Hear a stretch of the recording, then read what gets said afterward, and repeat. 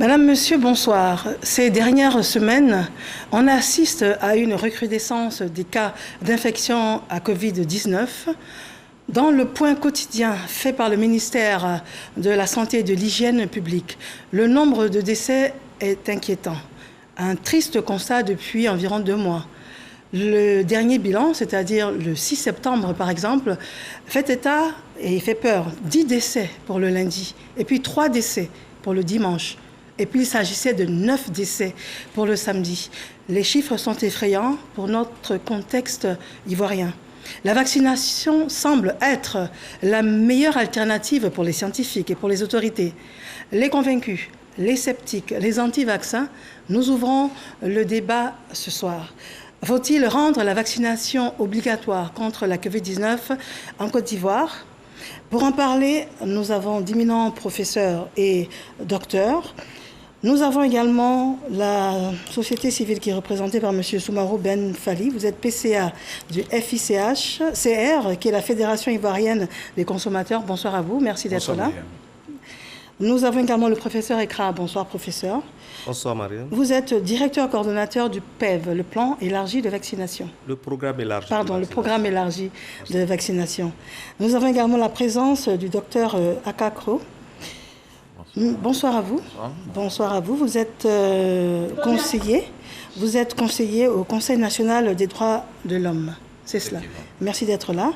Et puis nous avons le professeur Beignet Joseph. Vous êtes directeur de l'INHP.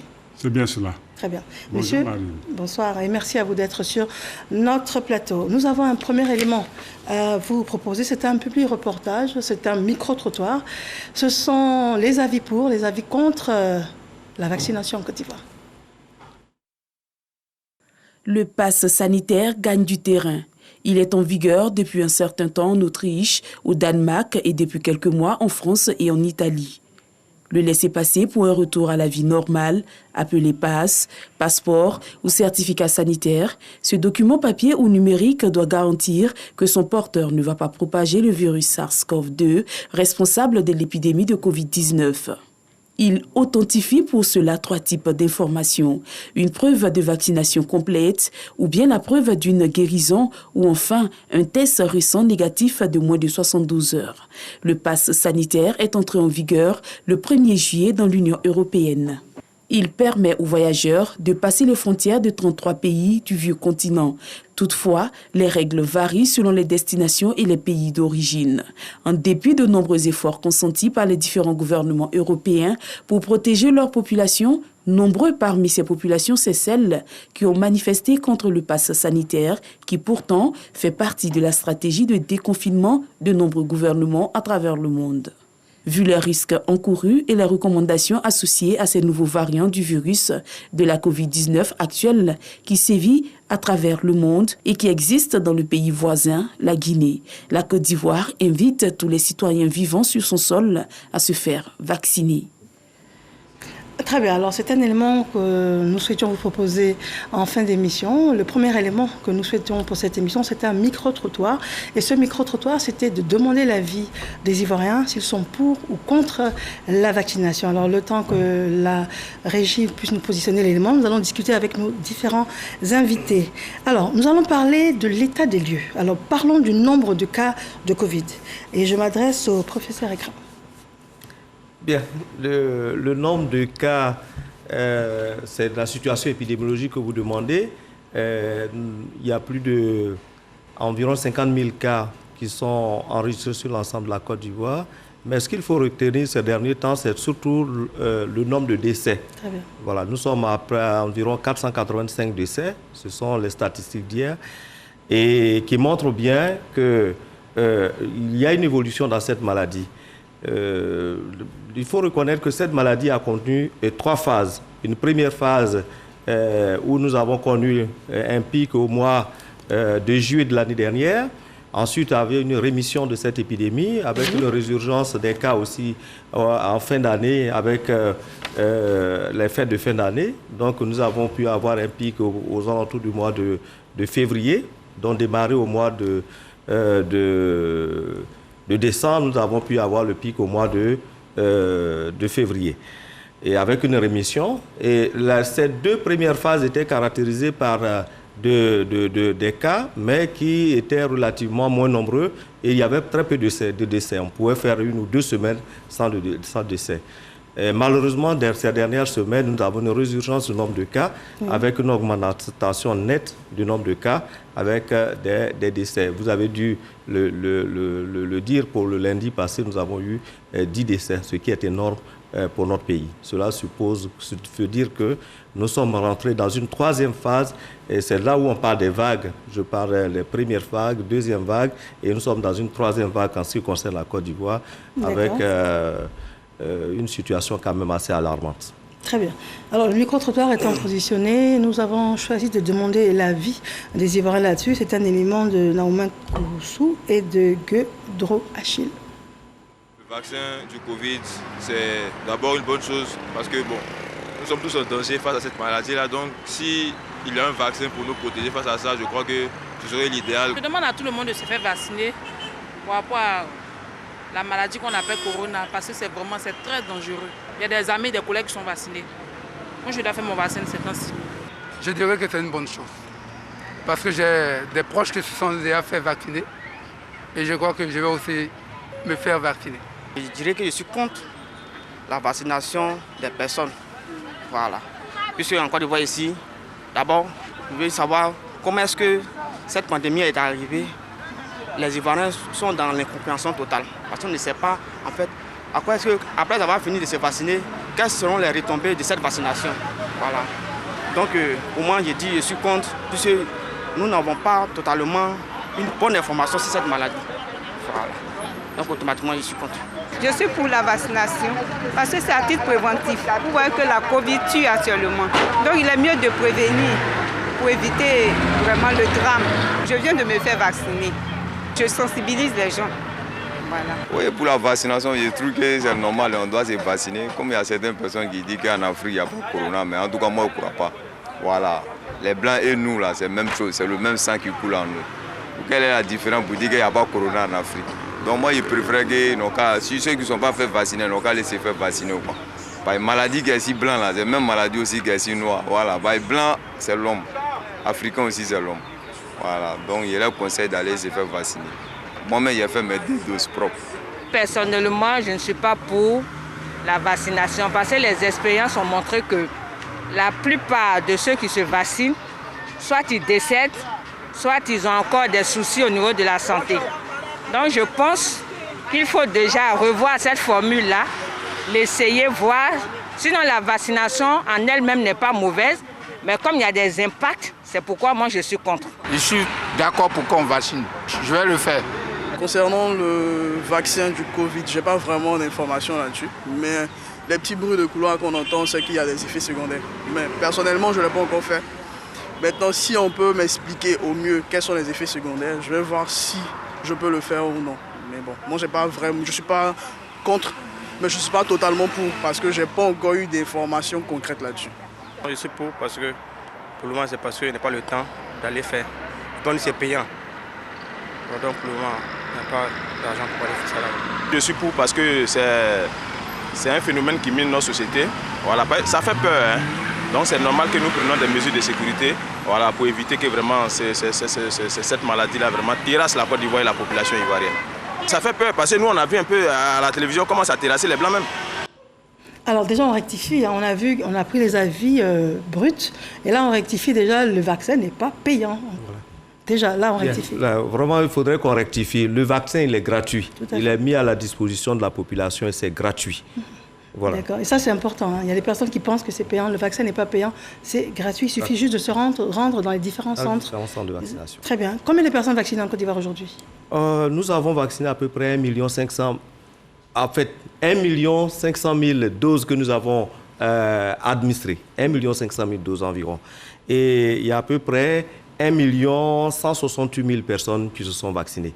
Parce qu'il y a certaines personnes qui ont 2 doses. Et c'est pour ça que le nombre de doses est supérieur au nombre de personnes vaccinées. Tout à fait. Voilà.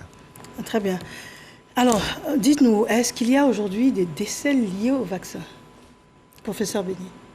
Merci, Mariam. Je voudrais vous remercier de l'opportunité que vous nous donnez. Je pense que C'est vraiment important qu'on en parle parce que, vous voyez, tout à l'heure, l'élément nous a dit, le vaccin, c'est payant, alors que ce n'est pas du tout payant. Les gens sont réticents. On va revenir sur les statistiques tout à l'heure. Visiblement, cette troisième vague, on a constaté, elle est meurtrière. En un seul mois, le mois d'août, on a eu plus de 5000 cas et on a eu 112 décès. Vous l'avez dit, on a eu 10 décès avant-hier, on a eu 11 décès le 24 et il ne se passe pas pratiquement un seul jour, il ne s'est pas passé un seul jour dans ce mois d'août sans qu'il y ait des décès. Donc, et on sait que le variant Delta, qui aujourd'hui fait des dégâts dans beaucoup de pays, sévit autour de nous. Donc, très probablement, nous avons le variant en Côte d'Ivoire. Parce que nous avons constaté qu'il y a de plus en plus de jeunes qui sont atteints et il y a de plus en plus de décès chez les personnes qui sont atteintes. Donc, le variant, il circule, peut-être pas à la même proportion que dans les autres pays, mais on a pratiquement la certitude que le variant Delta circule en Côte d'Ivoire. Très bien. On va y aller au pas de course. Dites-nous, le variant, quels sont les symptômes? C'est différent de la première version dont on a identifié les symptômes pour coronavirus. Ce qu'il faut savoir, c'est que le virus, il est caractérisé par le fait qu'il change d'état. On dit qu'il mute. Il change constamment d'état. Donc, en changeant d'état, il se modifie et il peut être résistant d'un moment à l'autre. Alors, le variant Delta, c'est pratiquement le même signe. Mais pour certaines personnes, c'est vraiment des formes qui se présentent frustes, des gens qui n'ont pratiquement pas de signes, qui peuvent faire la maladie. Et on en a trouvé de plus en plus. Les signes sont différents, ça peut être des formes frustes, mais dans tous les cas, les signes majeurs en général demeurent. Très bien. Alors, qui est prioritaire pour la vaccination? Bon, qui est prioritaire pour la vaccination? Je voulais déjà répondre à la suite de l'élément qu'on a eu. Je vous en prie. Vous avez vu qu'il y a, je dirais, 11 personnes qui ont parlé. Parmi les 11, il y a 8 qui sont pour la vaccination. Il y a une personne qui est contre la vaccination et il y a 2 qui sont indécises. Ça donne une idée. Mais bon, vous dites qui est prioritaire pour la vaccination? Alors, qui est prioritaire pour la vaccination? C'est les personnes qui sont vulnérables, c'est les personnes qui sont à risque. Vous vous souvenez, au tout début de cette vaccination, dans le mois de mars, nous avons 3 cibles importantes. Le personnel de santé, du fait de la pratique de sa profession, les forces de défense et de sécurité, du fait qu'elles sont en contact avec la population, et il y a les enseignants qui sont généralement en contact aussi avec les enfants. Nous avons commencé par vacciner ces personnes. Mais on s'est très vite rendu compte que ces personnes, avec les fake news qui sont passés par là, n'étaient pas très enclines à venir à la vaccination. Et vous avez vu qu'on est monté en puissance en ouvrant cette gamme cette cible-là aux personnes âgées. Et justement, les personnes âgées sont des personnes à risque. Les personnes qui ont plus de 60 ans sont des personnes à risque. Elles sont davantage à risque lorsqu'elles présentent aussi des comorbidités, c'est-à-dire des maladies en plus de la Covid, l'hypertension, le diabète, l'asthme et puis les maladies cardiovasculaires. Donc voilà autant de personnes qui sont à risque. Mais après, il y a le reste de la cible. Mais il faut savoir que la vaccination est adressée à tout le monde. Très bien. Alors, c'est relativement récent. À un moment donné, on avait vraiment le sentiment qu'il y avait des personnes prioritaires. Mais rapidement, ça s'est élargi.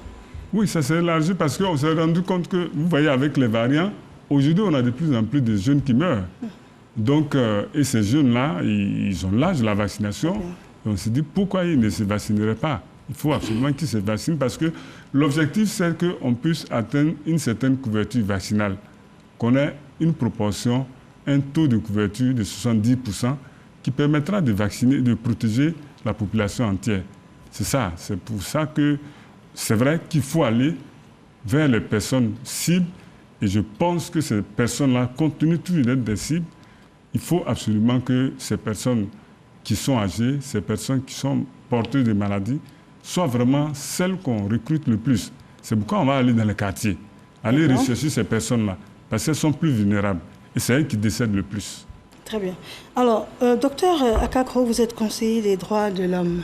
Oui. Alors, dites-nous, droits de l'homme, vaccination, on n'en est pas encore au point de parler de la vaccination obligatoire ou pas, mais déjà le fait qu'il y ait eu à un moment donné restriction ou choix, est-ce que ça a heurté un peu la sensibilité en ce qui concerne les droits de l'homme? Bien, en matière de droits de l'homme, le Conseil national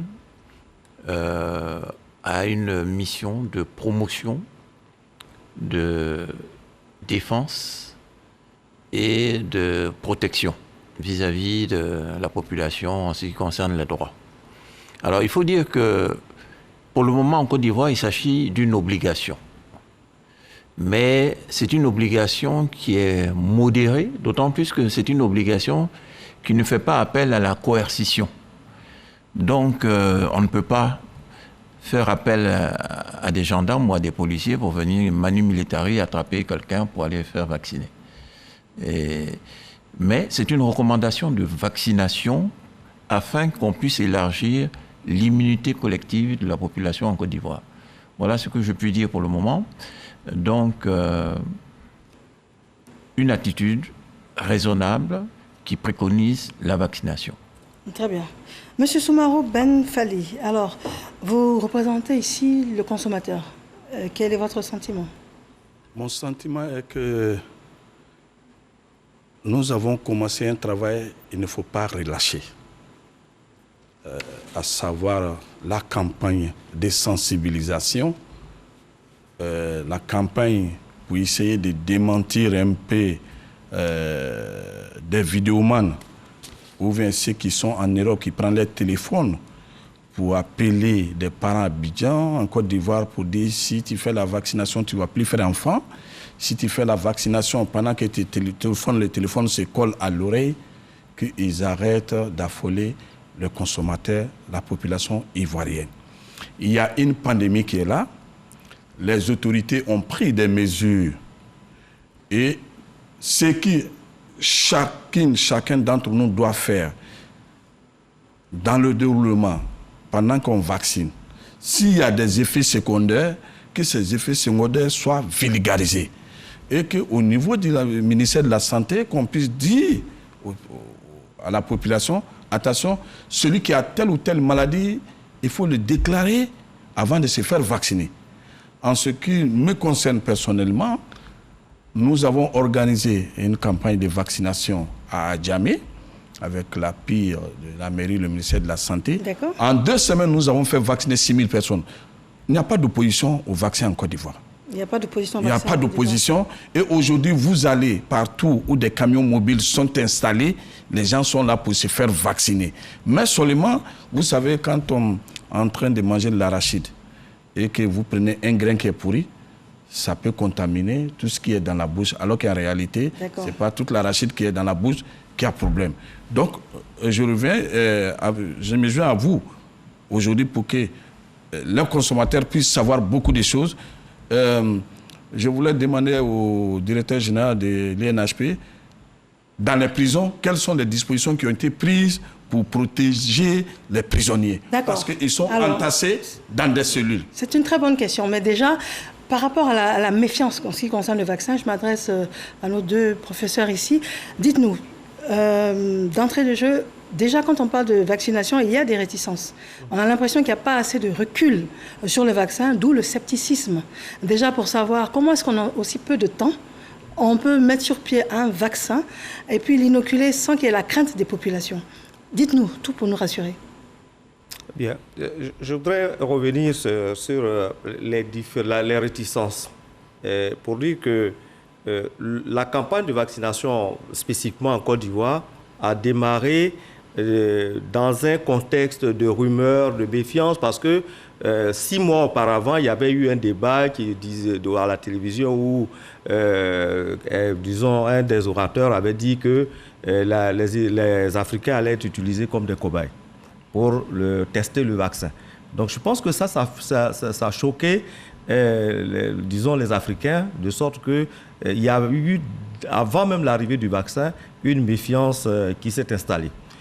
Et donc, on a dû travailler sur cette méfiance. On a même dû constater au cours des vaccinations que, bon, il n'y avait pas véritablement d'adhésion, autant pour les cibles prioritaires que pour les autres, quand on a fait, disons, l'élargissement.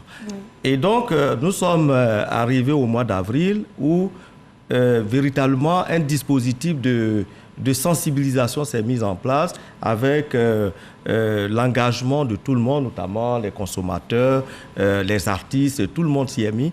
Et je pense que tout cela a permis de briser cette méfiance par rapport à la vaccination. Aujourd'hui, la méfiance, elle existe peut-être. Elle existe, je ne peux pas dire qu'elle n'existe pas du tout. On l'a vu dans le débat, il y a des gens qui disent qu'ils ne sont pas bien informés. Ça, il y a un travail à faire pour continuer à sensibiliser les gens.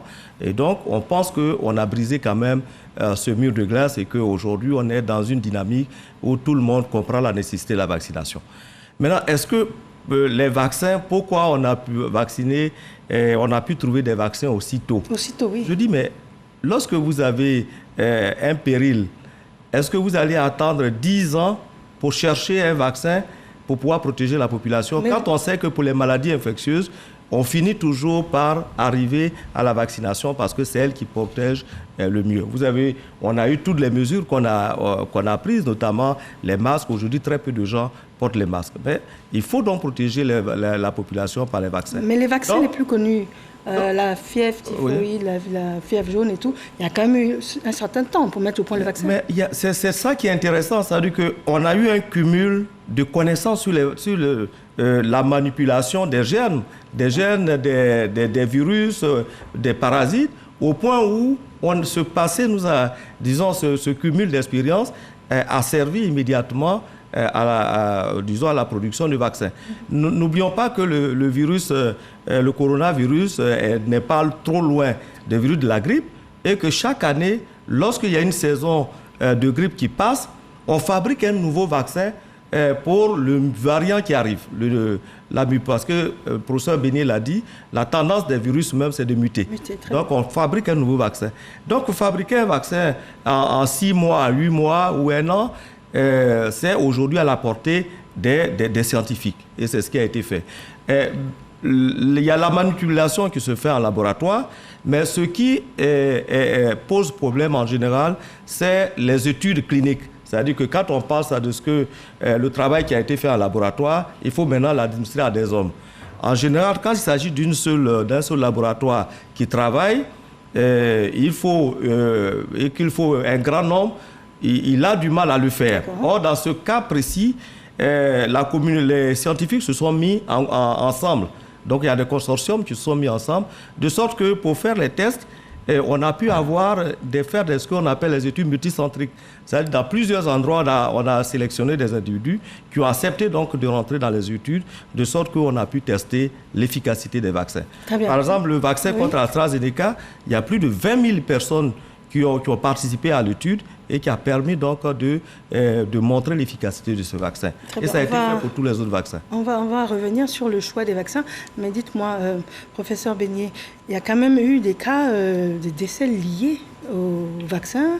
On a entendu parler de AVC également, on a entendu parler de thrombose. Ce sont des réalités, ce genre d'effets dramatiques. Je pense que concernant les vaccins, il y a beaucoup de choses qui sont dites. Le représentant des consommateurs l'a dit tout à l'heure. Je ne sais pas pourquoi il y a autant de polémiques sur ces vaccins. Je pense que ça s'explique par le fait que les réseaux sociaux sont vraiment passés par là. On a entendu du tout et on a vu vraiment du tout. Alors, pourquoi est-ce qu'on s'acharne sur ces vaccins?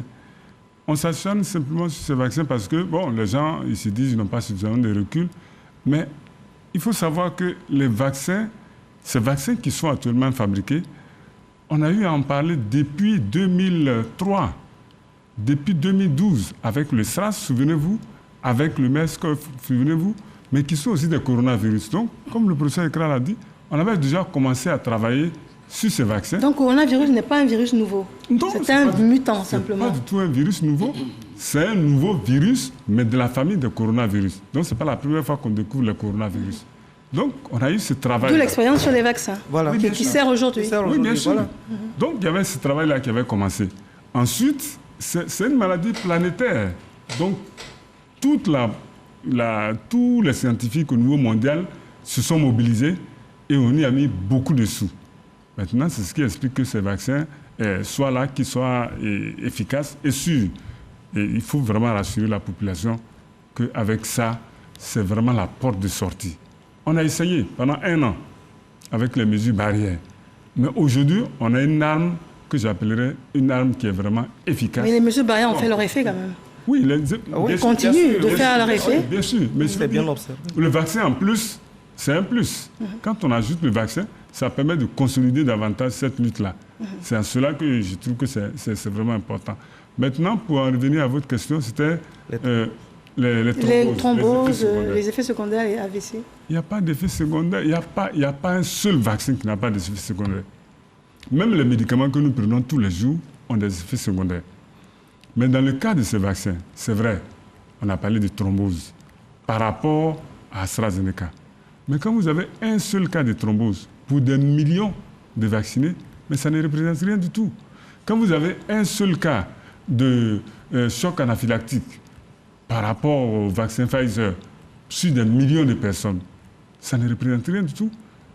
Le professeur Ekral l'a dit tout à l'heure, depuis le 1er mars, nous avons vacciné, on a administré près de 1 500 000 doses de vaccins. Mais figurez-vous qu'on n'a pas eu un seul décès. On a eu des effets secondaires, mais c'est des effets minimes.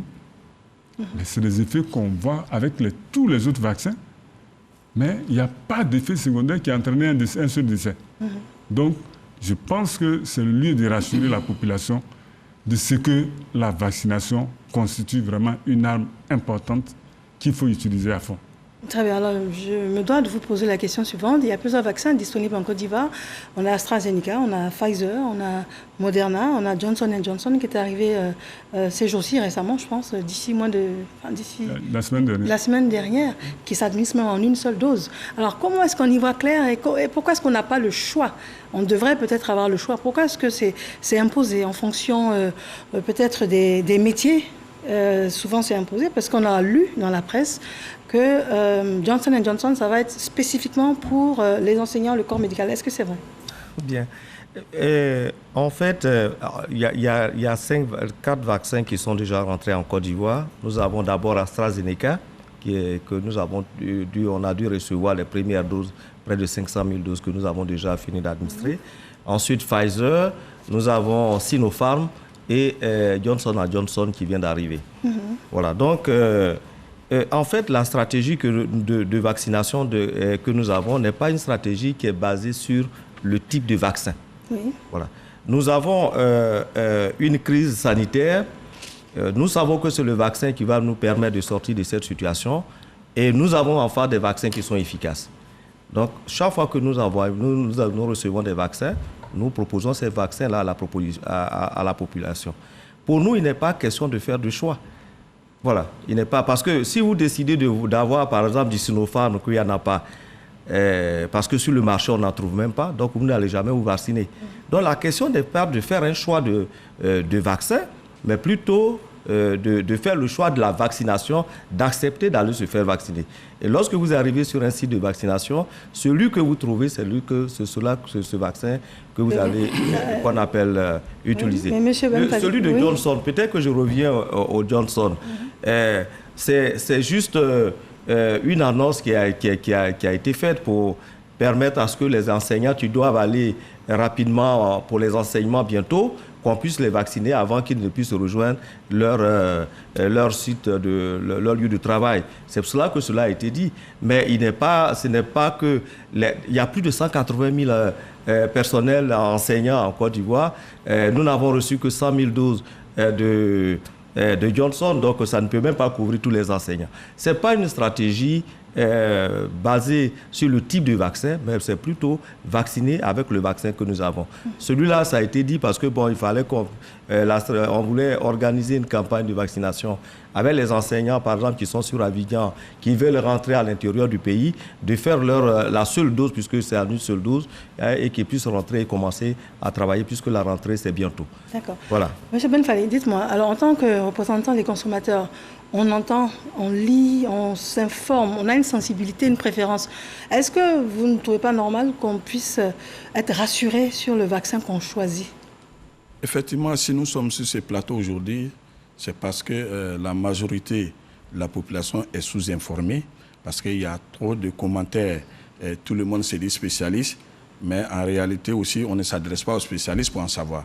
Et comme nous avons cette chance aujourd'hui d'avoir 2 grands spécialistes, nous avons été chargés par le consommateur de poser des préoccupations et qui attendent des réponses. J'ai posé déjà une première question que... On y revient tout à l'heure. On n'a pas oublié. Maintenant, deuxièmement, moi, Soumaoro, je suis allé faire ma première dose. C'est Zenica qu'on m'a administré. On m'a donné un délai de 3 mois. Oui. Maintenant, les 3 mois sont arrivés. Est-ce que je peux faire un autre vaccin ou bien je dois attendre que la Côte d'Ivoire ait encore Zenica pour faire deuxième dose? Deuxièmement. Et puis, les effets secondaires. C'est vrai, le docteur l'a dit, ils ne sont pas nombreux, mais j'ai été saisi ce soir par quelques-uns à cause des effets secondaires qui ont été hospitalisés dans une grande clinique de la place et qui ont énormément dépensé. Je voulais savoir quelles sont les dispositions que les services de la santé ont prises pour que les cas des effets secondaires puissent être transférés dans les hôpitaux publics plutôt que dans des cliniques qui coûtent très cher. D'accord. Alors, lorsqu'on fait une première dose d'un vaccin, peut-on faire la deuxième dose d'un autre vaccin? Pour le moment, la recommandation dans notre dispositif de vaccination, lorsque vous avez fait AstraZeneca, vous continuez avec AstraZeneca. Lorsque vous avez fait Pfizer, vous faites Pfizer. Vous avez fait Sinopharm, vous faites Sinopharm. Johnson, heureusement, c'est une seule dose. Voilà ce qu'on appelle le dispositif qui est mis en place.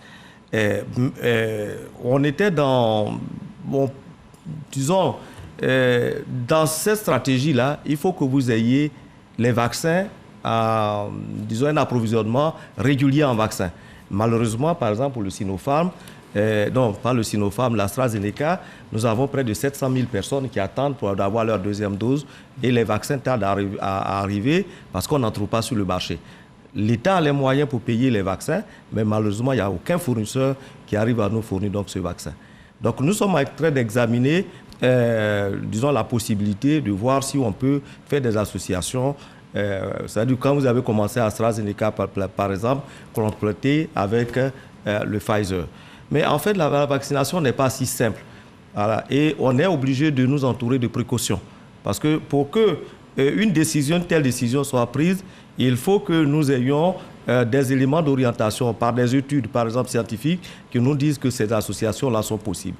Donc nous avons confié ce travail au comité des experts. Il y a un comité des experts en Côte d'Ivoire qui travaille sur les stratégies vaccinales.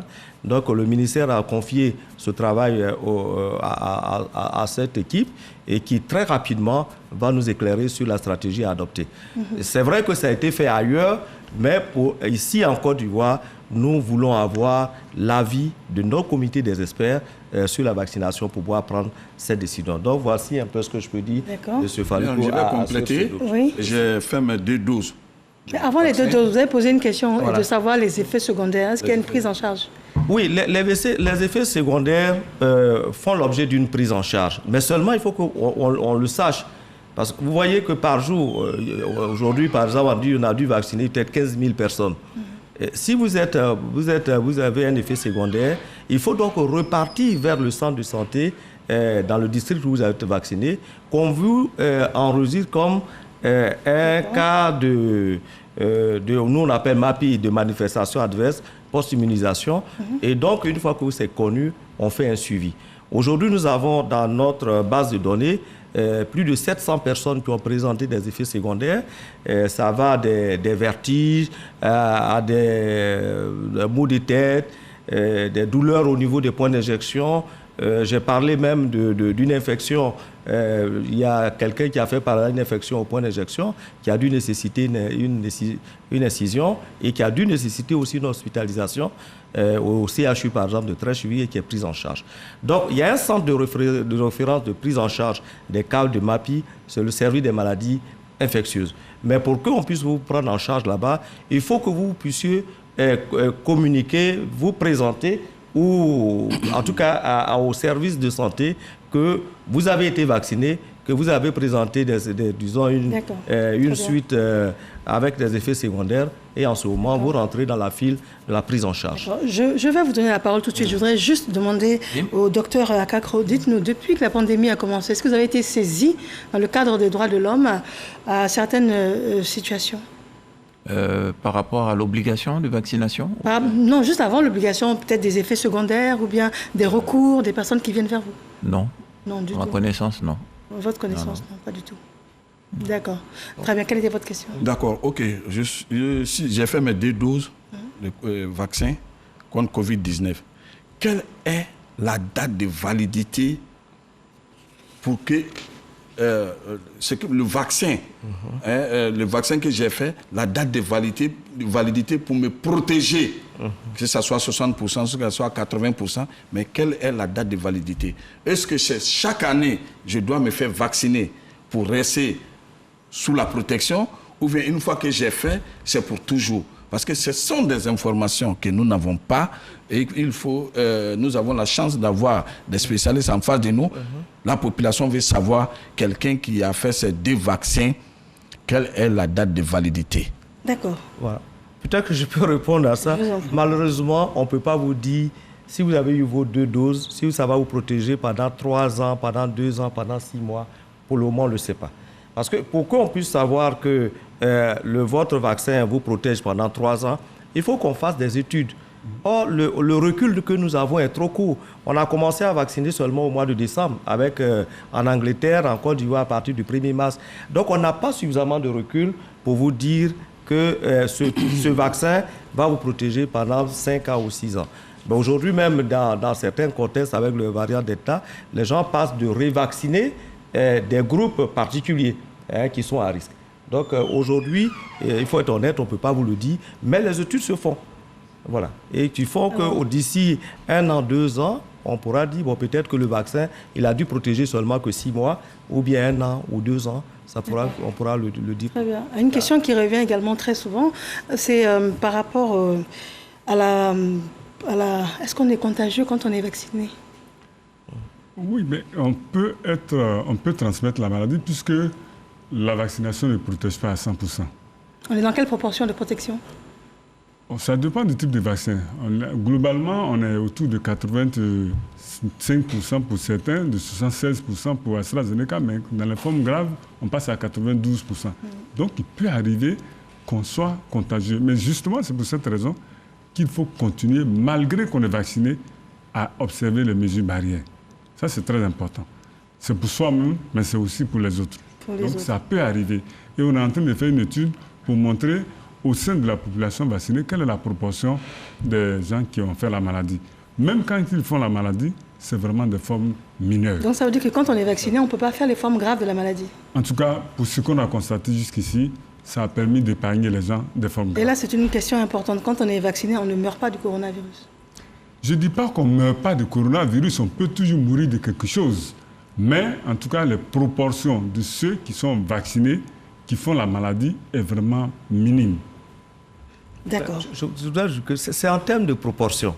Si on prend un groupe de personnes non vaccinées, vous allez voir que dans ce groupe de personnes, quand les gens font la maladie, ils vont, la plupart du temps, ils vont développer des formes graves et il va y avoir plus de décès dans ce groupe. Quand vous prenez le groupe de sujets vaccinés, on a dit que la vaccination protège à 85-90%. Donc, il y a une petite proportion de personnes qui peuvent être vaccinées, mais ne pas être suffisamment protégées. Ces personnes-là peuvent faire la maladie, mais feront une forme mineure. Mais il n'est pas exclu non plus que, pour certains cas, parce que les organismes ne sont pas les mêmes, que quelqu'un développe une forme grave et qu'il en décède. Mais comparé à la population des gens qui ne se sont pas vaccinés, c'est vraiment, la différence est grande. Voilà. vous avez près de 90%, voire 95% de gens que quand ils sont vaccinés, ne font pas de forme grave.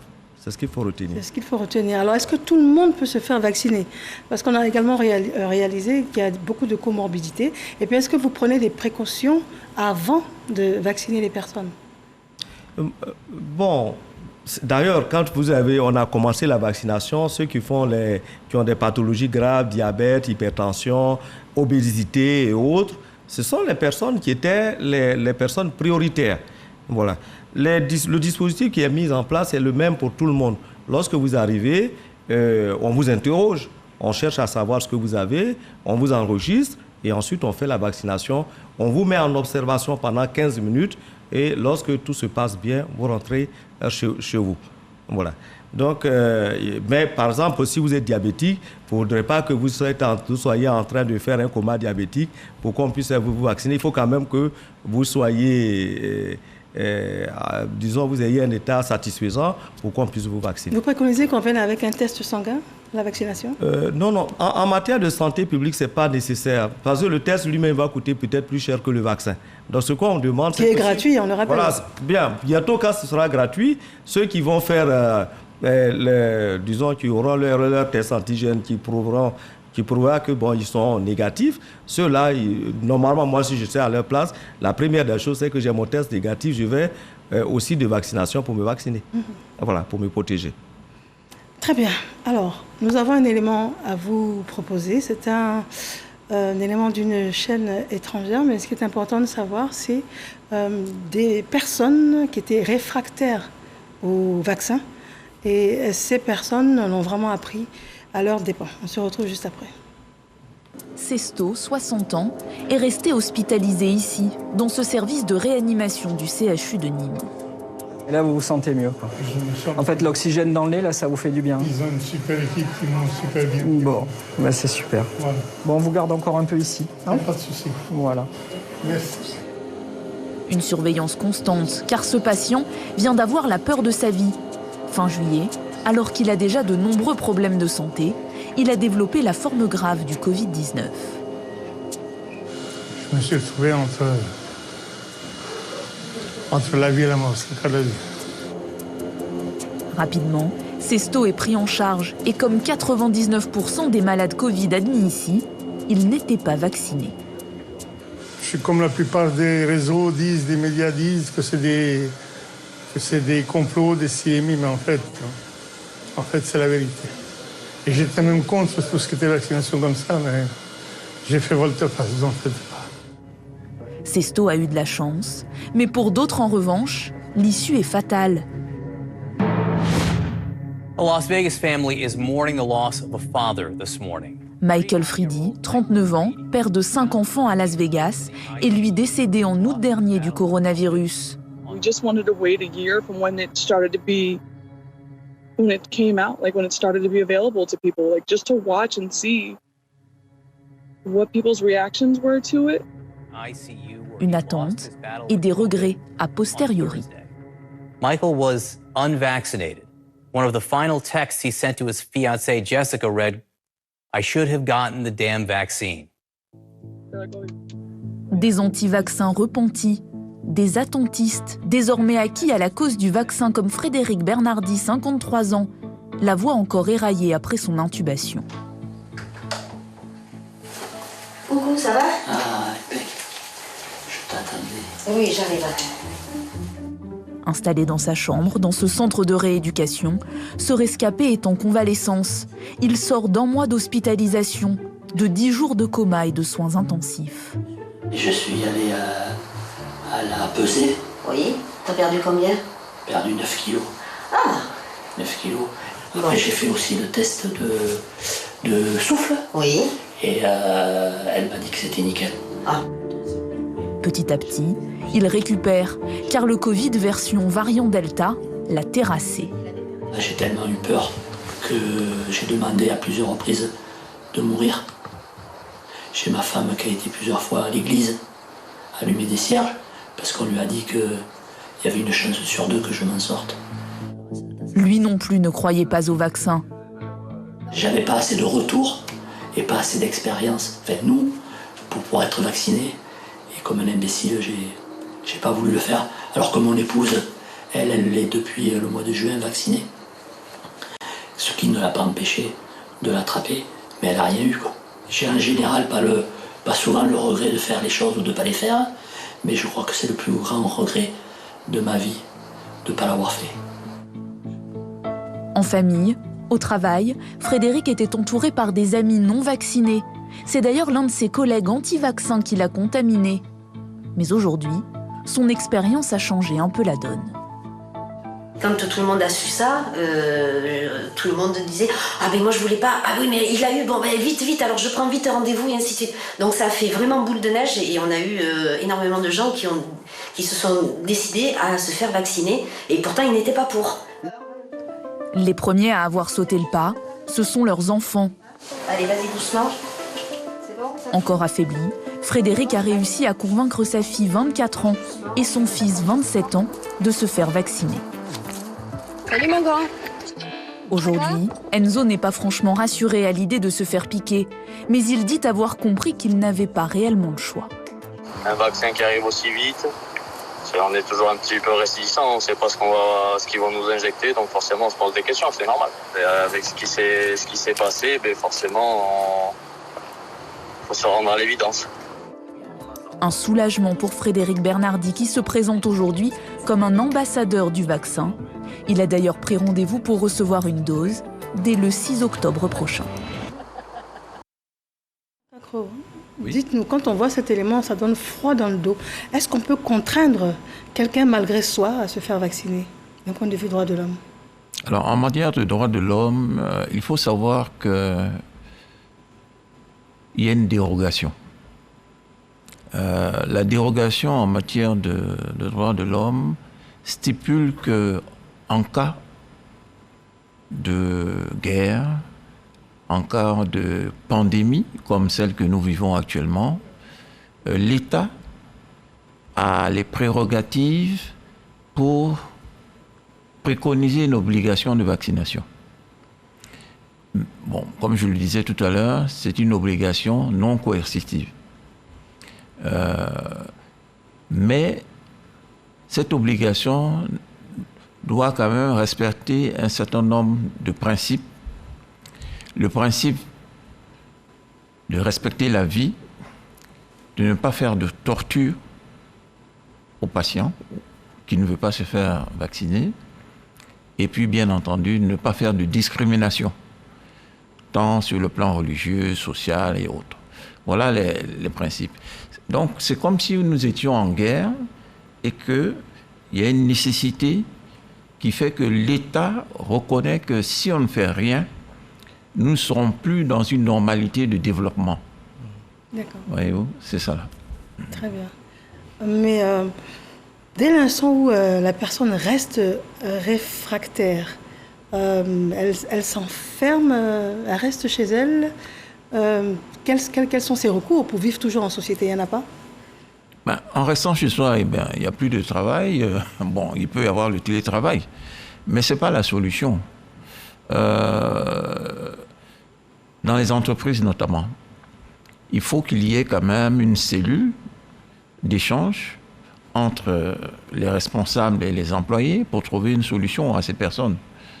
On est obligé quand même de respecter le principe de vie privée et de famille.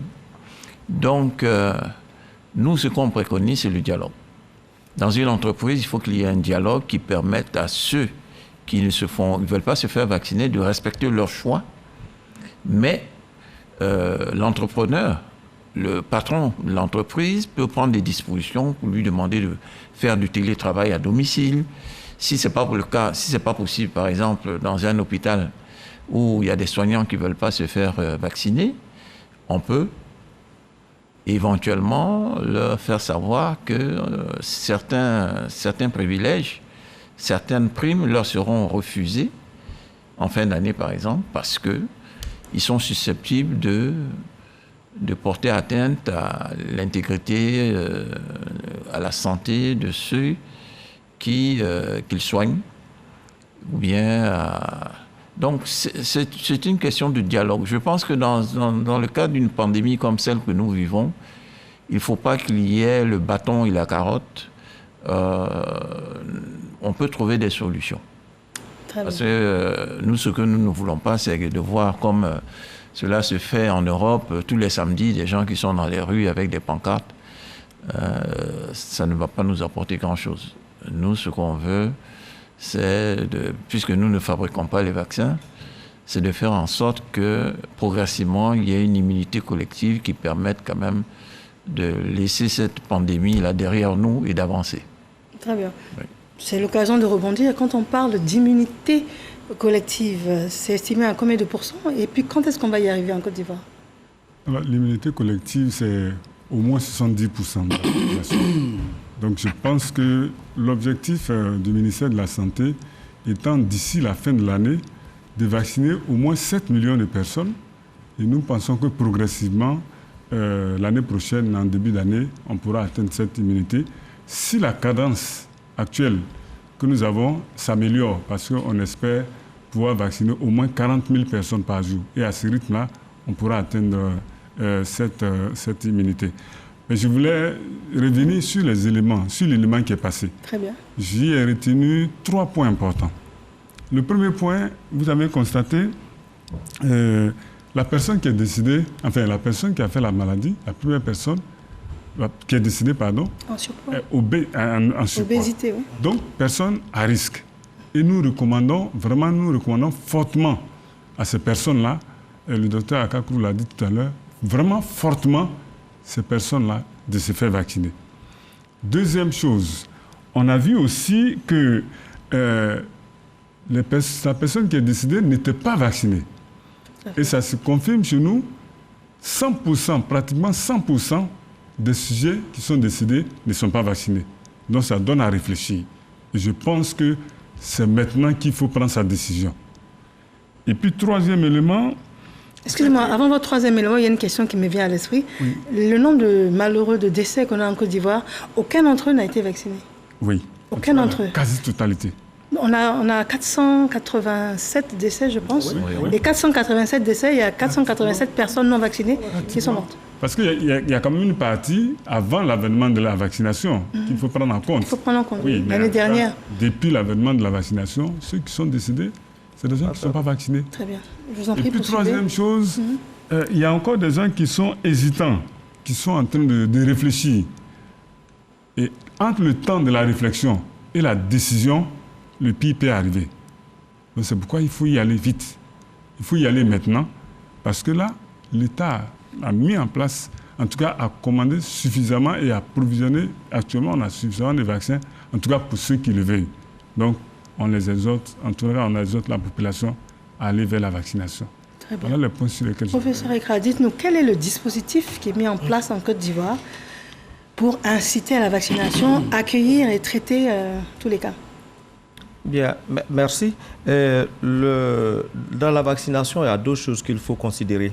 D'abord, l'offre de vaccination et aussi la demande de vaccination. En ce qui concerne l'offre de vaccination, nous avons des vaccins qui sont disponibles, notamment le vaccin Pfizer que nous avons qu'on appelle en quantité suffisante. Il y a des vaccins, notamment le vaccin AstraZeneca qui est en commande, qui devrait arriver incessamment. Nous avons le Johnson qui est là, donc il y a des vaccins qui arrivent. Aujourd'hui, on a à peu près 1 million de doses, voire 1 100 000 doses qui sont disponibles et qui peuvent donc être utilisées immédiatement si les gens se présentent. En matière d'offres de vaccination, il faut dire aussi que les sites se sont multipliés sur Abidjan. Depuis à peu près une dizaine de jours, nous avons près de 182 sites de vaccination sur la ville d'Abidjan, alors qu'avant, on n'avait qu'à peu près, je crois, 62 sites de vaccination. Donc, vous voyez qu'on a multiplié par 3 le nombre de sites de vaccination. Donc ça, il s'agit de l'offre. Le personnel de santé est disponible, compétent et prêt à administrer les vaccins. L'autre versant, maintenant, c'est la demande. C'est que chacun se décide, comme l'a dit le professeur Béni, est en train de sensibiliser à ce que les gens viennent. Et aujourd'hui, l'offre est supérieure à la demande. Pour se faire aujourd'hui, l'offre est supérieure à la demande. Aujourd'hui, je peux dire que l'offre qui est disponible, elle est importante. Voilà. La demande, normalement, peut-être que la demande, on ne l'a pas quantifiée. Certainement que la demande est supérieure à l'offre. Vous n'êtes pas en rupture. Mais seulement, on n'est pas en rupture. Tout à fait. Mais seulement que les gens ne se présentent pas tous à la fois. D'ailleurs, s'ils se présentent tous à la fois aussi, les sites vont être encombrés. Donc, mais on attend à peu près 40 à 60 000 personnes que nous pouvons vacciner sur Abidjan par jour. Voilà. Donc, voici un peu le dispositif qui existe. Ce que nous faisons en matière de mobilisation des personnes à venir, c'est par exemple l'occasion que vous nous offrez de parler aux Ivoiriens, de leur dire la nécessité de se faire vacciner.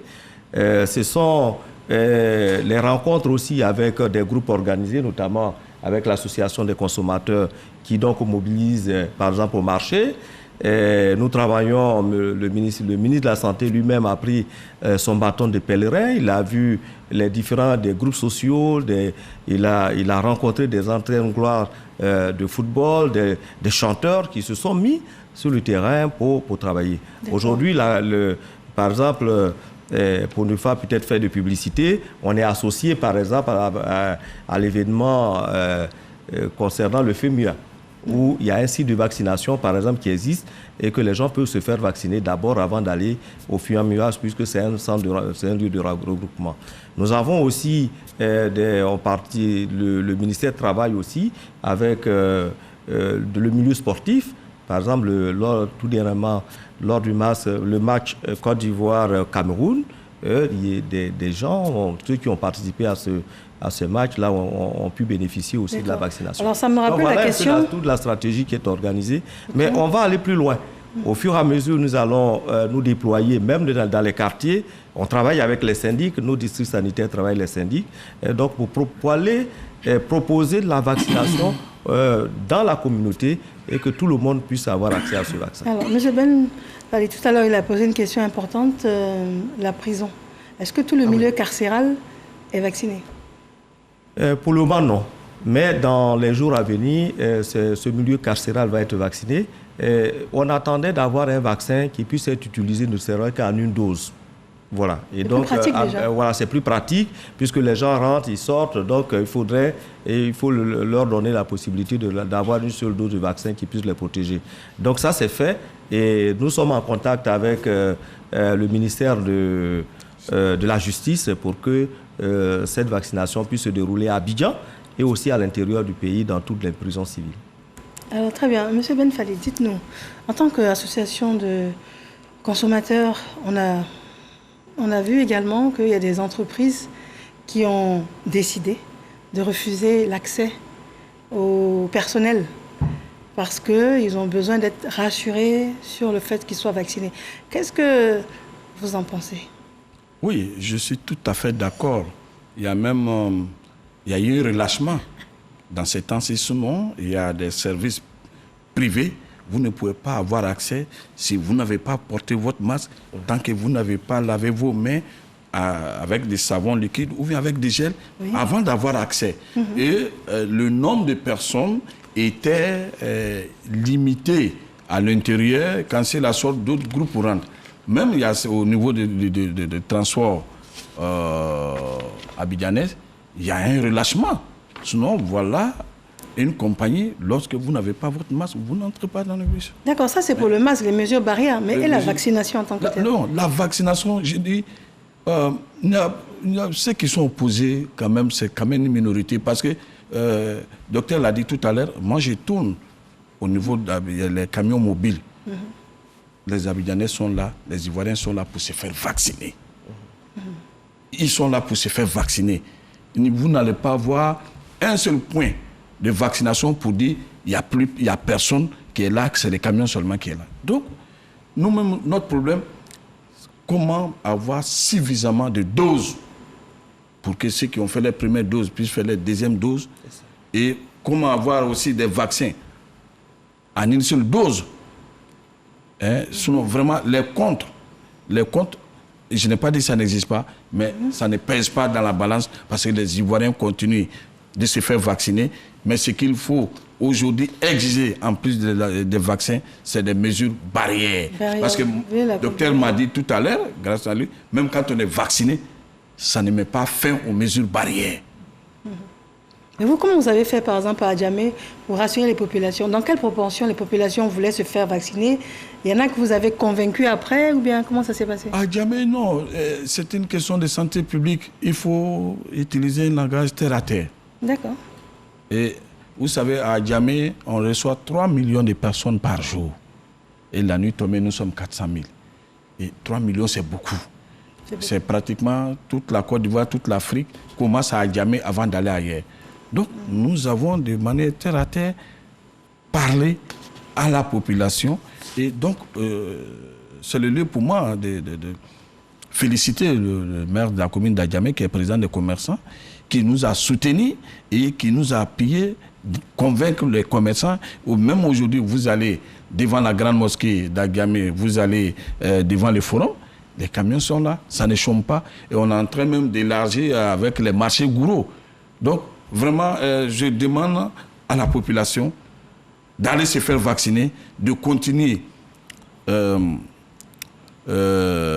maintenir les mesures barrières pour ne pas être comme celui, un anti-vaccin qui allait contaminer des gens chez eux tranquillement. Et qui a le regret, celui qui a encore envie, qui regrette peut-être qu'il a le temps de se rattraper, mais celui qui est parti, son regret n'a aucun sens. Très bien. Alors, on parle de troisième vague. L'OMS est inquiète en ce qui concerne le continent africain. Troisième vague, c'est toujours un mort de trop quand il y a des morts. Mais on a peut-être le sentiment que c'est un peu trop alarmiste. Et puis pourquoi troisième vague? On a fini la deuxième vague, messieurs? Oui, on a fini la deuxième vague. On l'a dit tout à l'heure. Dans le mois de juin-juillet en 2000, on a eu une première vague. Le principe même de la vague, c'est quoi? Le nombre de cas augmente progressivement. On atteint le pic, c'est-à-dire on atteint le nombre le plus important. Et puis progressivement, ça décline. Et ça, c'est spécifique des maladies à transmission respiratoire. On a vu la transmission aérienne, que ce soit la grippe, que ce soit la Covid. C'est comme ça que ça a toujours évolué. Seulement, il faut faire en sorte que ces vagues soient de plus en plus espacées. Parce que dans le cas d'espèce, on a eu la dernière vague en mars, et on a eu cette vague-là qui a commencé pratiquement en fin juillet. Et bon, on ne sait pas quand elle va finir, et il y aura encore d'autres vagues. Mais il faut en faire en sorte que ces vagues soient espacées. Est-ce qu'on doit s'alarmer? Cette maladie a une évolution qui est imprévisible. C'est vrai, vous allez me dire qu'on a dit l'Afrique est relativement épargnée. Mais on a vu des pays autour de nous où le système de santé a été énormément éprouvé, où les malades étaient couchés pratiquement par terre. Nous n'en sommes pas pour le moment là. On a des infrastructures, mais on ne sait pas à quel moment ça peut arriver. Et si jamais ça arrivait, je pense que les structures sont en place pour pouvoir parer au plus pressé. On a combien de lits en Côte d'Ivoire, par exemple? Alors, pour l'instant, je vous donne les chiffres. Au niveau d'Abidjan, au niveau du service des maladies infectieuses, on a 62 lits, dont 27 de réanimation qui sont disponibles actuellement. Au niveau du CHU de Cocody, on a 26 lits. Au niveau du CHU de Yopougon, on a 60 lits. Au niveau de HMA, on a 26 lits. En tout cas, on a plus de 200 lits qui sont disponibles rien que pour Abidjan. Mais en plus d'Abidjan, tout l'intérieur du pays, que ce soit San Pedro, que ce soit Boaké, que ce soit Bengourou, que ce soit Daloa, que ce soit Korogo, toutes les grandes régions sont aujourd'hui dotées d'infrastructures pour pouvoir accueillir les cas de Covid-19 au cas où ça se compliquerait. Et chaque fois, il y a toujours des lits de réanimation qui accompagnent les lits d'hospitalisation. Donc, on a les infrastructures et on attend. Si jamais ça arrivait, on pourrait parer au plus près. D'accord. Alors, malheureusement, le Sénégal, qui n'est pas très loin, est beaucoup plus touché que la Côte d'Ivoire. Comment ça peut s'expliquer? Ça s'explique par des événements. Vous avez vu, tout à l'heure, on a dit, les événements de fin d'année, par exemple, en Côte d'Ivoire, les vacances, même actuellement, la vague qu'on vit, c'est l'effet des vacances, avec les événements festifs, avec les mariages, avec les baptêmes, avec les funérailles, je précise, tout ce qui est rassemblement constitue à favoriser l'explosion. Mais au Sénégal, probablement, il y a eu des événements qui ont favorisé ça, le pèlerinage et autres. Et donc, ça peut s'expliquer par ça. Mais c'est pourquoi c'est important que quand il y a ce genre d'événement, il faut absolument respecter les mesures barrières. Il faut se laver les mains, il faut utiliser les masques et surtout, il faut être vacciné. Parce que quand on est vacciné, ça réduit considérablement la transmission. Très bien. Alors, quand on passe le pas, on décide de se faire vacciner, on réalise également, professeur Ekra, qu'on est peut-être en train d'aller vers encore des doses, des piqûres de rappel. C'est vers cela qu'on se dirige. C'est une maladie avec laquelle il va falloir vivre, peut-être? Oui, c'est comme on vit avec toutes les autres maladies. On vit avec la fièvre jaune, on vit avec le paludisme, on a on a des moyens pour lutter contre cette maladie. Donc, on va vivre avec le coronavirus. Mais aujourd'hui, les stratégies évoluent. Vous voyez, les stratégies évoluent. Je disais tantôt qu'il n'est pas exclu que pour certaines cibles, on demande de faire une 3e dose pour renforcer l'immunité des gens. Voilà. Donc, mais ce qu'il faut savoir, c'est que les moyens existent quand même pour faire face à cette maladie. C'est une maladie à transmission aérienne. Donc, lorsqu'on est proche de la personne et que la personne tousse ou éternue, on peut être contaminé. Et comme la grippe, ça peut se diffuser très vite. Heureusement, nous avons les masques, on ne cessera jamais de répéter, le port du masque, le lavage régulier des mains, le respect de la distanciation, notamment au plus d'1 mètre entre les gens, ce sont des éléments donc, qui peuvent nous permettre de faire face à cette maladie. Donc c'est sûr que le combat continue, on n'est pas au bout de cette maladie, puisque au fur et à mesure, il y a des variants qui arrivent, des variants peuvent être moins virulents, mais d'autres aussi peuvent arriver et puis être beaucoup plus virulents que ce que nous connaissons aujourd'hui. Donc il faut être vigilant et adapter les stratégies de lutte au fur et à mesure qu'on a une meilleure connaissance donc, de la maladie. Très bien. Alors, docteur Akakro, dites-nous, quand on parle de passe sanitaire, est-ce qu'on n'est pas en train de restreindre la liberté de tout un chacun? Oui, le pass sanitaire, le professeur a précisé un peu quels sont les 3 éléments qui constituent le pass sanitaire. Il y a d'abord le fait que vous ayez fait un PCR qui est négatif. Deuxième fait, vous avez été vacciné, documenté. Et puis le 3e point, c'est, professeur, concernant le pass, là. Vous avez fait la maladie. Vous avez fait la maladie et bon, vous avez des anticorps. Ouais. Donc, c'est pour vous dire que pour ceux qui veulent voyager, il faut se rendre compte que désormais, la plupart des pays de l'hémisphère nord demanderont ce pass sanitaire. Et même avant de prendre l'avion, certaines compagnies ici vont vous exiger des éléments d'appréciation concernant cette pandémie afin que vous n'ayez pas contaminé d'autres personnes, ne serait-ce que dans l'avion.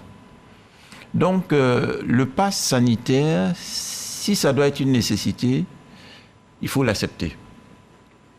Et d'ailleurs, certains pays l'ont accepté. Nous, ici, nous n'avons pas encore parlé de pass sanitaire, mais les Ivoiriens qui vont à l'étranger acceptent le pass sanitaire. On n'a pas encore les éléments électroniques, le QR code, certains l'ont déjà. Mais c'est quelque chose qui va se faire inéluctablement vers le pass sanitaire, notamment lorsqu'on veut voyager. Et même dans certaines entreprises, dans certains commerces éventuellement, mais tout dépend un peu des responsables de la vaccination qui sont avec nous aujourd'hui, avec bien entendu le gouvernement, puisqu'il y a un conseil de santé en ce qui concerne la pandémie. Ce sont nos responsables qui quotidiennement apprécient l'évolution des choses et qui, à un moment donné, diront « nous devons franchir l'étape, nous devons envisager le pass sanitaire ». Voilà un peu. Très bien. Vous vouliez intervenir? Oui, je vous en prie, après vous allez intervenir. Oui, on revient un peu à la question de l'obligation de vaccination. En fait, en matière d'urgence de santé publique, docteur Aka l'a dit, l'État peut prendre la décision de rendre obligatoire, disons, une stratégie. Ça peut être un traitement, ça peut être une vaccination en matière d'urgence de santé publique. Comme l'État peut peut même réquisitionner aussi le personnel médical pour aller poser des actes précis. Voilà. Mais dans le cadre précis de la vaccination, vous ne pouvez rendre obligatoire que si vous avez tous les vaccins. Voilà. Donc, c'est ça. Quand vous regardez bien même la question des passes sanitaires, il n'en était pas question au début de la vaccination dans les pays européens. Parce que le vaccin n'était même pas disponible sur le marché. Voilà. Donc, au fur et à mesure que l'approvisionnement est suffisant et que les vaccins sont disponibles pour l'ensemble de la population, il y a des dispositions qui sont prises. Et c'est pour ça que ils sont arrivés au pack sanitaire pour inciter, en fait, le pack, c'est juste pour... C'est pas une obligation en tant que telle, mais c'est pour inciter les gens à se vacciner. C'est une contrainte importante. On ne peut pas aller au restaurant. Et vous l'avez dit tout à l'heure, que dans l'évolution des choses, s'il y a suffisamment de vaccins pour tout le monde, on va progressivement procéder, disons, le ministère de la Santé et l'État de Côte d'Ivoire procédera, disons, prendra des mesures appropriées. Si il s'avère qu'il y a des groupes vraiment qui sont réticents. Mais pour le moment, je pense que la sensibilisation déjà porte ses fruits. Voilà, la sensibilisation porte ses fruits. L'élément que vous avez présenté montre bien, c'est un petit sondage qui montre bien que très peu de gens sont contre le vaccin. Ils ont besoin d'être bien informés sur les effets secondaires et c'est pour ça qu'on les rassure aujourd'hui pour leur dire que les effets secondaires là existent pour les vaccins, pour les médicaments et pour ces vaccins précis, il y a des effets secondaires. Mais pour le cas de Côte d'Ivoire, pour la Côte d'Ivoire, Dieu merci, jusqu'à présent, il n'y a eu aucun décès. Il y a eu quelques effets secondaires mais qui ont pu être maîtrisés. Nous allons vous proposer dans quelques instants notre dernier élément sur justement la situation du pass sanitaire dans le monde, le temps de laisser intervenir M. Ben Souma. Ok, c'était juste pour que, vous savez, les professeurs ils ont des termes techniques que la majorité ne maîtrise pas. Parce que l'apparition des passes sanitaires, il faut qu'on nous explique. Ça, parce qu'il y a des mesures barrières. Maintenant, on parle de passes sanitaires. Ça veut dire quoi exactement? Expliquer dans un langage facile pour que la population puisse comprendre. Alors, c'est bien noté, juste après l'élément que nous avons à vous proposer actuellement. Le pass sanitaire gagne du terrain.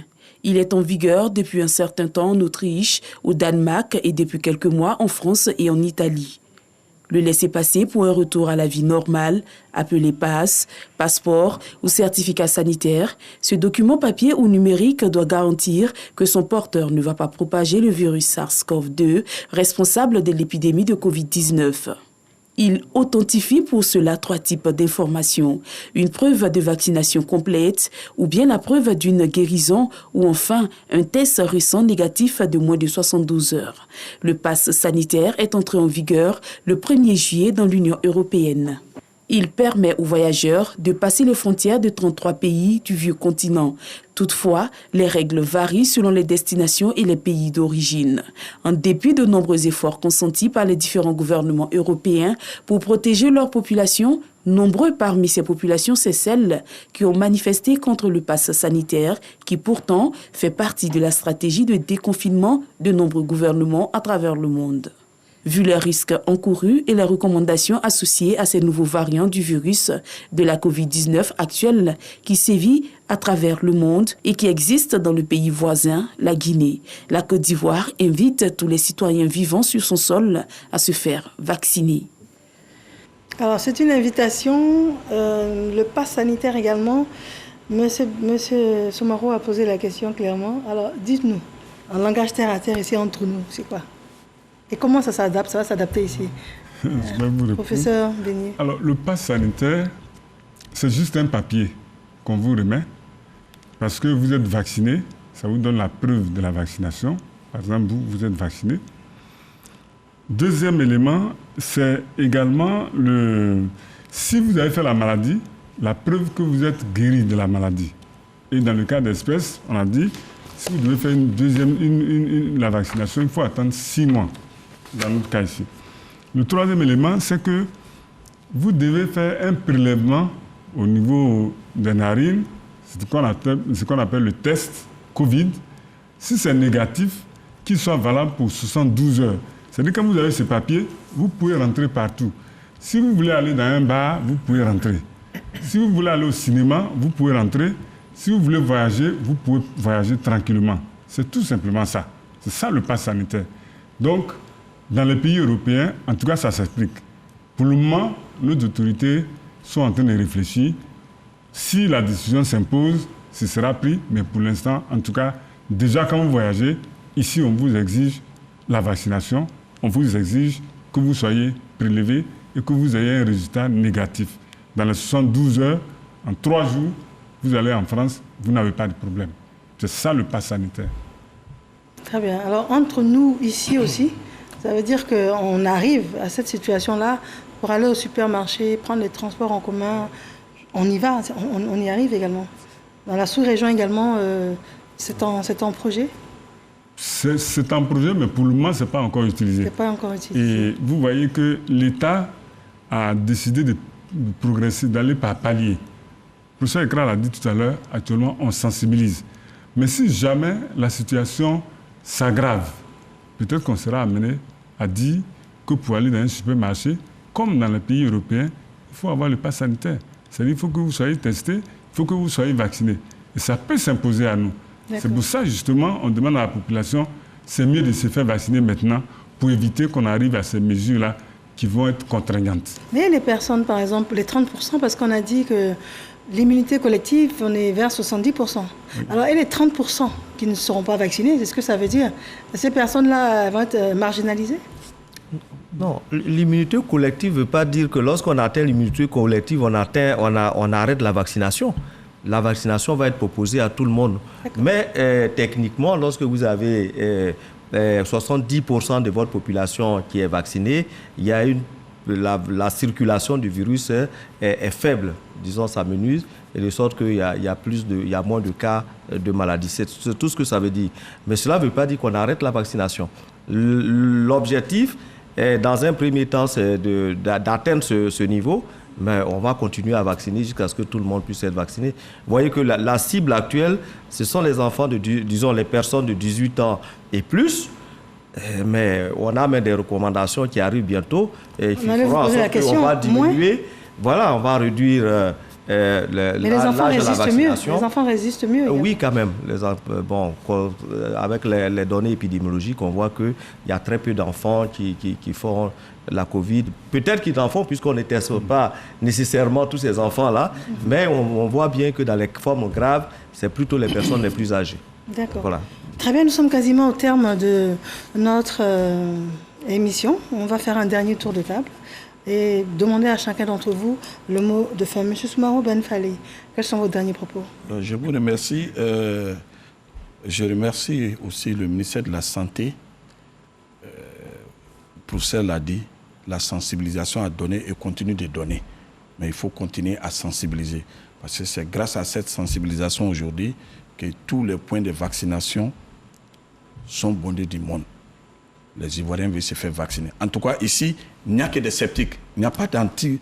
Ici, en Côte d'Ivoire, il n'y a pas quelqu'un qui est contre le vaccin. Il n'y a que des sceptiques qui veulent être rassurés. Et pour cela, je demande à monsieur le ministre de la Santé de faire cette communication pour que les Ivoiriens puissent voir tous les ministres vaccinés, médiatisés. Ceux qui l'ont été, qui viennent présenter leur carte. Ainsi de suite. Et cela va rassurer la population. Parce que quand on se retrouve au grain et dans les maquis, il y en a qui disent mais les ministres là-bas, ils ne font pas, et puis les gens veulent qu'on fasse vaccination. Et il y en a même qui disent ah non, les ministres là, on dit bon, les bons vaccins, il faut aller en France, il faut aller payer cher. Il ne faut pas laisser de place aux rumeurs. Je demande à l'ensemble des membres du gouvernement de se faire vacciner publiquement, c'est-à-dire médiatiser pour rassurer la population. Et vous allez voir, le nombre de sceptiques va diminuer. Monsieur Soumaro, vous avez dit quelque chose d'important. Les gens disent qu'il faut aller en Europe pour avoir les bons vaccins. Mais il y a une réalité également que vous allez peut-être nous expliquer. Comment ça se fait que le vaccin AstraZeneca, à un moment donné, il n'était pas reconnu dans l'espace européen, et pourtant ce sont des vaccins qui nous ont été administrés ici en Afrique par le programme COVAX. Je voudrais vous rassurer déjà que ce vaccin il est reconnu maintenant dans l'espace de l'Union européenne. Depuis quand? Oh, ça fait plus de 2 mois que voilà, c'est... Mais le problème a existé. Non, le problème a existé simplement parce que, comme tout produit, tout médicament comme vaccin, pour qu'il soit utilisé dans un pays, il faut l'enregistrer. Et comme le vaccin AstraZeneca qui était fabriqué en Inde par Serum Institute of India n'était pas enregistré sur l'espace de l'Union européenne, c'était une question simplement administrative qui faisait voilà, qui fait que on a dit à un moment donné que le vaccin n'était pas reconnu. Mais c'était administratif, c'est pas par rapport à la qualité du vaccin. Donc aujourd'hui, ce vaccin-là, pour tous ceux qui l'ont fait et qui l'ont dans leur carnet, ils voyagent tranquillement avec en Europe. Très bien. Vos derniers propos? Bien, c'est d'inviter les quelques personnes qui n'ont pas encore pris la décision d'aller à la vaccination, d'y aller. Il y a plus de 500 000 doses qui ont été administrées disons en Côte d'Ivoire. Et dans le monde, on a plus de milliards de doses qui sont aujourd'hui administrées. Et les bons vaccins, je voudrais vous rassurer que tous les bons vaccins sont en Côte d'Ivoire. Ceux que j'ai cités sont des bons vaccins, ils sont tous efficaces. Et ces vaccins donnent très peu d'effets secondaires. Et il y a suffisamment de sites de vaccination sur la ville d'Abidjan parce que la stratégie, c'est d'abord de nous concentrer sur Abidjan, puisque 95% des cas se trouvent à Abidjan. L'intérieur n'est pas oublié puisque de temps en temps, on y envoie des vaccins. Donc, c'est encore une fois inviter tout le monde à adhérer à la vaccination et d'aller dans les centres pour se faire vacciner. Je vous remercie. Les vaccins existent. Très bien. Docteur Akakro, quels sont vos derniers propos? Je serai très bref. Je voudrais rebondir sur ce qu'a dit M. Soumaoro. Il faut que l'exemple de nos autorités fasse aussi un impact. Et je voudrais demander à la population, surtout ceux qui sont encore sceptiques, de se libérer des réseaux sociaux et d'aller vaillamment vers la vaccination. Merci de l'opportunité que vous nous avez offerte. Très bien. Professeur Beignet, vos derniers propos? Oui, je voudrais rassurer M. Soumaoro que les membres du gouvernement sont vaccinés. Peut-être qu'il n'y a pas eu beaucoup de médiatisation, mais vous savez que M. le Premier ministre a donné l'exemple. Et les autres l'ont suivi. Donc aujourd'hui, les membres du gouvernement sont vaccinés. Ça, je le dis avec des preuves. Deuxièmement, je voulais rassurer la population que les vaccins dont nous disposons sont des vaccins efficaces. Les effets secondaires sont vraiment moindres. Et que ceux qui ne sont pas vaccinés constituent le réservoir des variants. Donc, plus il y aura des gens qui ne seront pas vaccinés, plus on aura des variants et plus on aura de décès. Donc, pour sortir de cette situation, la seule arme, la seule porte de sortie, c'est la vaccination.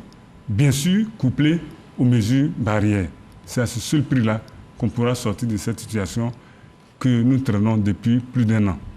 Très bien. Je vous remercie infiniment. Nous sommes à la fin de notre émission. Alors, si la vaccination contre la maladie de Covid-19 n'est pas encore obligatoire, la stratégie vaccinale et la contagiosité du virus et de ses variants nous y invitent fortement à ce que la vaccination soit en cours. Alors, les vaccinations pourraient être rendues obligatoires en cas de mesures sanitaires d'urgence. Et je pense qu'on y arrive. Quoi qu'il en soit, comprenons que c'est le pouvoir exécutif qui en a l'autorité, la capacité, mais nous devions être fortement inspirés en voyant ce qui se passe déjà à travers le monde. Merci à vous d'avoir été là. Bonsoir et je suis vaccinée. C'est vrai. Nous sommes tous vaccinés.